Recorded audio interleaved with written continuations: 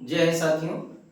और मैं इमरान आप सभी लोगों का अपनी क्लास में वेलकम करते हैं। जैसा कि आप जानते हैं कि आज हम फर्स्ट वीडियो जो है लेकर आपके बीच आया हूं। और ये जो लेक्चर है ये हाई स्कूल का है। और ऐसे स्टूडेंट जो जिनको भय लगता है, जिनको डर लगता है केमिस्ट्री से, हम बताना चाहते हैं केमिस्ट्री डरने वाली सब्जेक्ट नहीं है। ये जो है सब्जेक्ट एक ऐसी सब्जेक्ट है जो कॉन्सेप्ट पर है। वैसे सभी कॉन्सेप्ट पर है नो डाउट, लेकिन केमिस्ट्री में कॉन्सेप्ट ज़्यादा ही है। तो बच्चे जो है होता क्या है ना, तो थोड़ा सा भागते हैं। अगर आपका इंटरेस्ट जो है बढ़ जाए, थोड़ा नॉलेज हो जाए, तो आपको अच्छा लगने लगेगा। तो चलते हैं हम एक दमदार क्लास में जो है, और बड़ी जो है शानदार क्लास रहेगी। इस लेक्चर को पूरा आपको देखना है। मैं स्टार्ट तो कर रहा हूँ, मैं बोल रहा हूँ। बच्चे होता क्या है, कभी स्टार्टिंग में जो है देख लेते हैं और वीडियो को जो है बढ़ा देते हैं, और लास्ट में जो है थोड़ा सा देख लेते हैं। नहीं, थोड़ा थोड़ा करके पूरा देखिएगा। तो केमिस्ट्री हाई स्कूल की है और चैप्टर ये फर्स्ट है। हम लगाते हैं जो है चैप्टर फर्स्ट ये है। और चैप्टर फर्स्ट में जो है chemical reaction and equation, chemical reaction and equation, ये चैप्टर रिएक्शन REACTI रिएक्शन। ठीक है, तो बच्चों यही चैप्टर है केमिकल रिएक्शन एंड इक्वेशन। तो चलिए इसमें जो है सबसे पहले हम जानेंगे चेंज। चेंज क्या होता है? चेंज को हिंदी में कहते हैं बदलाव। बदलाव तो बदलाव जीवन में हर जगह होता है। बच्चे आपके भी लाइफ में हो रहा है, हमारे भी लाइफ में हो रहा है। किसी समय लोग बचपन होते हैं, फिर जवानी, फिर जो है बुढ़ापा में आते हैं। फिर इस प्रकार से हम ये देख रहे हैं कि चेंज जो है, अगर केमिस्ट्री की दुनिया में देखें तो चेंज यहाँ भी दो प्रकार के होते हैं, यहाँ भी होते हैं। तो वो चेंज दो प्रकार के होते हैं। एक होता है फिजिकल चेंज, और दूसरा जो चेंज होता है वह होता है केमिकल चेंज।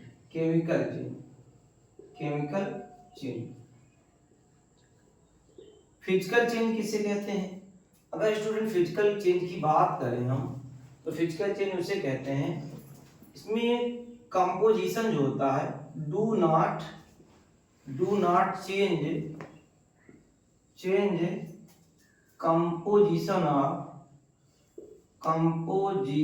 Of molecules. इसमें मॉलिक्यूल्स का जो कंपोजिशन होता है वो चेंज नहीं होता है। मैं इसको बताना चाहता हूँ इसका मीनिंग क्या है। एग्जाम्पल तौर पे मैंने जैसे ले लिया H2O। अब बच्चों ये बताओ, H2O ये सॉलिड है, इसको हीट कर दीजिए। हीट करेंगे तो ये जो है किसमें जो है लिक्विड में बदल जाएगी, बोलो लिक्विड में बदल जाएगी। फिर और अगर हीट कर दें तो ये जो है आपका जो है H2O जो है गैस में बदल जाएगी। हम ये बोर्ड पे क्या देख रहे हैं, बताइए क्या देख? हम ये देख रहे हैं कि ये भी अभी भी ये जो सॉलिड है, लेकिन है तो H2O।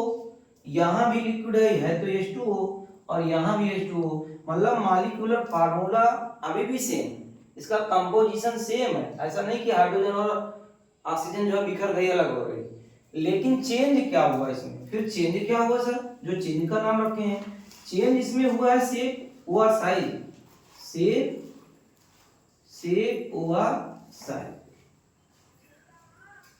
हुआ साइज। तो हम ये बता रहे हैं फिजिकल चेंज उसे कहते हैं कि मॉलिक्यूल का जो फार्मूला है वो सेम ही रहेगा, बात समझ लो, उसमें शेप, उसके जो है शेप और साइज में चेंजिंग आ सकती है। जैसे ही आप वाटर लिए हो तो वाटर को हीट करोगे तो लिक्विड में कन्वर्ट हो जाएगा, इसको हीट करोगे तो ये गैस में कन्वर्ट हो जाएगा। तो बच्चों आपको ये बताना चाहते हैं कि चेंज हो रहा है, लेकिन इसका जो कंपोजिशन है अभी भी रिमेन कांस्टेंट ही बना हुआ है, बशर्ते इसका फेज सॉलिड, ये लिक्विड, ये गैस। ऐसे चेंज को हम क्या कहते हैं? फिजिकल चेंज कहते हैं। क्या कहते हैं? फिजिकल चेंज कहते हैं। जैसे मेल्टिंग ऑफ आइस है, आइस को आप मेल्ट करेंगे तो इसके एग्जांपल हो गया। जैसे जो है ग्लास है, ग्लास तो जो है ब्रेकिंग ऑफ ग्लास को जो है अगर जो है गिर रहा है वो भी आपका जो है कटिंग ऑफ पेपर, अगर पेपर को आप फाड़ दीजिए या कट कर दीजिए तो वो भी फिजिकल का ही जो है एग्जाम्पल है। ठीक है, इसको राइट डाउन कर लो, नोट कर लो, इसको नोट कर लो। तो बच्चों फिजिकल चेंज तो हो गया, फिजिकल चेंज हम सरल फिर लैंग्वेज में बता दे रहे हैं, कुछ है नहीं उसमें जो है मॉलिक्यूल का जो ये कंपोजिशन है वो चेंज नहीं होता है, शेप साइज चेंज हो सकता है। ठीक है, तो चाहे वो वाटर का मेल्टिंग हो, ठीक है, चाहे वो सॉलिड का कोई जो है वाटर का जो है आपका जो है वो बॉइलिंग पॉइंट हो, चाहे किसी सॉलिड का मेल्टिंग पॉइंट हो, इवापोरेशन हो, हमने ये सब एग्जांपल आपको बता दिया। ये केमिकल चेंज क्या है? केमिकल चेंज उसे कहते हैं ऑलवेज ऑलवेज चेंज। तो इसमें होता है कि composition composition composition composition always change shape and size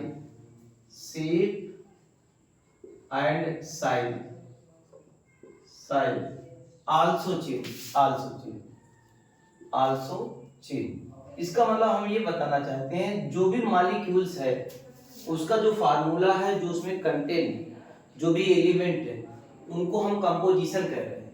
ठीक है, उनके कंपोजिशन हमेशा चेंज हो जाएंगे, शेप और साइज भी चेंज हो सकते हैं। ठीक है, और ऐसे चेंज को जो है इस चेंज में तो जब चेंज हो रहा है इसी चेंज को हम कहते हैं ये परमानेंट चेंज है, इसी परमानेंट चेंज को हम कहते हैं केमिकल रिएक्शन। क्या कहते हैं? एक नेम है, this is also known as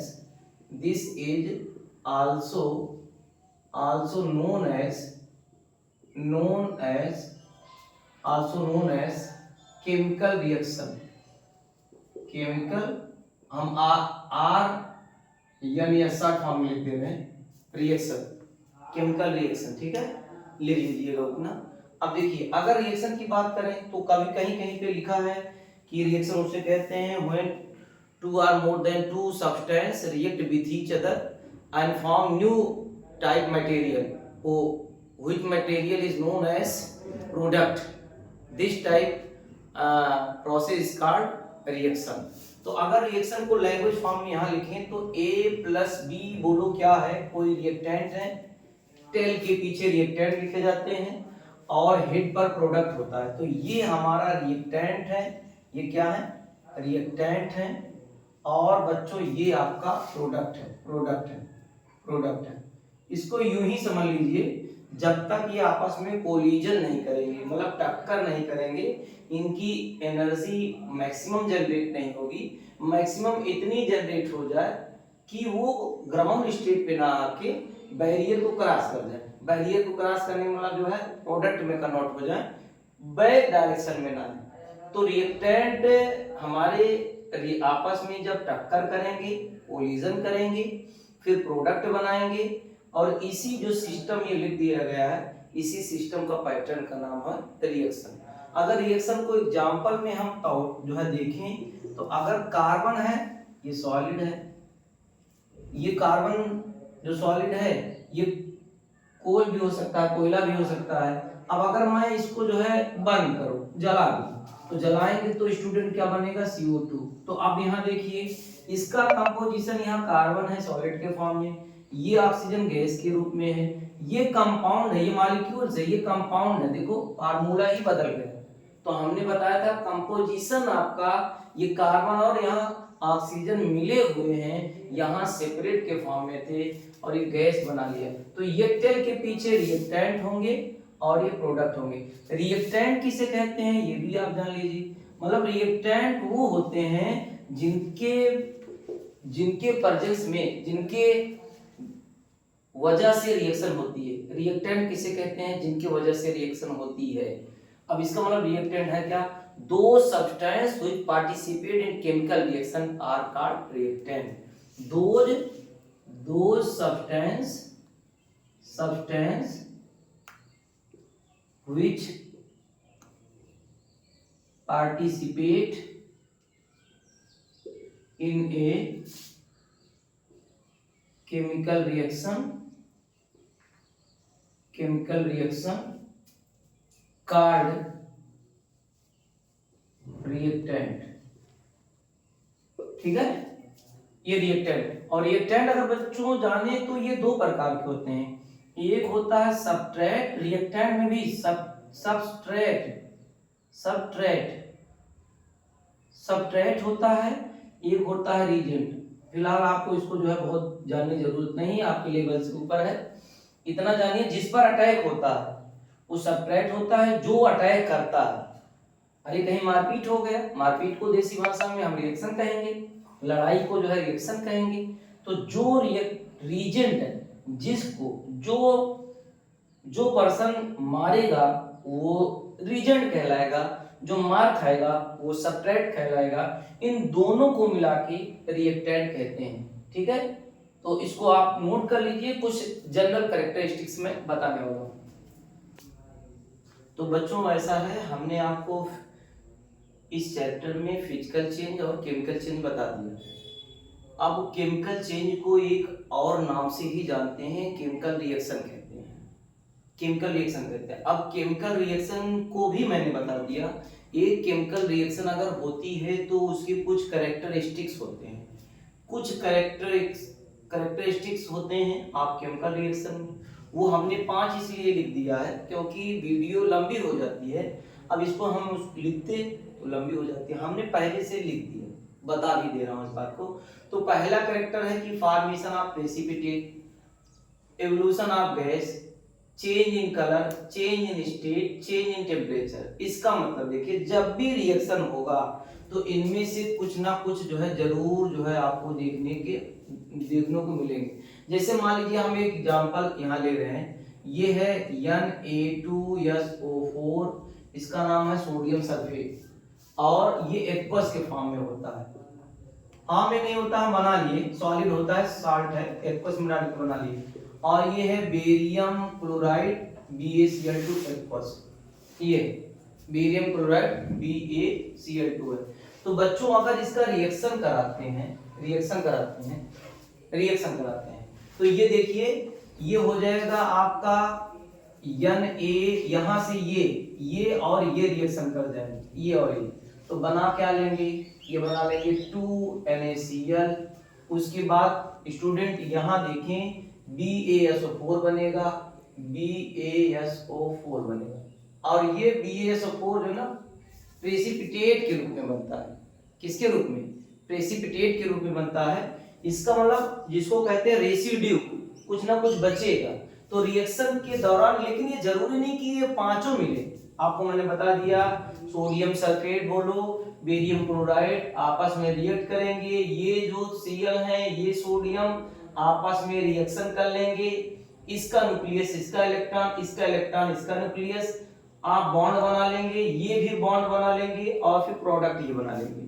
तो यहां हमने ये देखा, ये जो है जिस अपरेटस में हो रहा है, जिस वेजल में हो रहा है, रेसिड्यू मिलेगा, तो इसको कहते हैं प्रेसिपिटेट, ठीक है। उसके बाद गैस की अगर बात करें, कुछ रिएक्शन में गैस भी हो सकता है, इसकी बात करें second number, gas, evolution of gas. तो ये क्या हो सकता है, हम अगर स्टूडेंट ले हम मान लो ले लेते हैं एक रिएक्शन ले लेते हैं, ये जिंक मेटल ले लेते हैं, सल्फ्यूरिक एसिड से रिएक्ट करवाते हैं। हम जानते हैं एक रिएक्टिविटी सीरीज बना हुआ है, मेटल हाइड्रोजन से एबव है, ये एक्टिव मेटल है, और ये डिस्प्लेसमेंट कर देगा इसको, और ये बना लेगा ZnSO4 जिंक सल्फेट, एक्वस में रहेगा, हाइड्रोजन गैस निकल रही है। हम इस गैस के माध्यम से ये बताना चाहते हैं कि इवोल्यूशन ऑफ गैस होती है। कोई भी रिएक्शन है तो गैस भी रिलीज हो सकती है, पीपीटी बन सकता है। तीसरा अगर बात करें तो देखिए चेंज इन कलर। तो अगर हम जो है रस्टिंग ऑफ आयरन की बात करें, रस्टिंग ऑफ आयरन,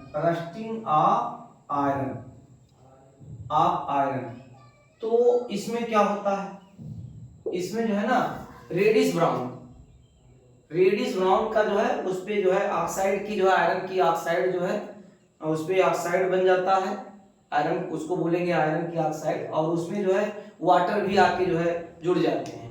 तो कुल मिला के कलर ही इसका जो है चेंज हो जाता है, ठीक है। आयरन पे जो है, हिंदी में कहेंगे लोहे पे जो जंग लगता है, रस्टिंग ऑफ आयरन, तो उसमें कलर चेंज हो जाता है। अगर चेंज इन स्टेट की बात करें तो इसको भी जनरल समझ सकते हैं। जैसे कार्बन है ये सॉलिड है, यहाँ ऑक्सीजन आपका जो है O2 है, ये गैस है, ये बना रहा है CO2, तो ये सॉलिड किसमें जो है स्टेट, इसमें गैस में जो है कन्वर्ट होंगे CO2।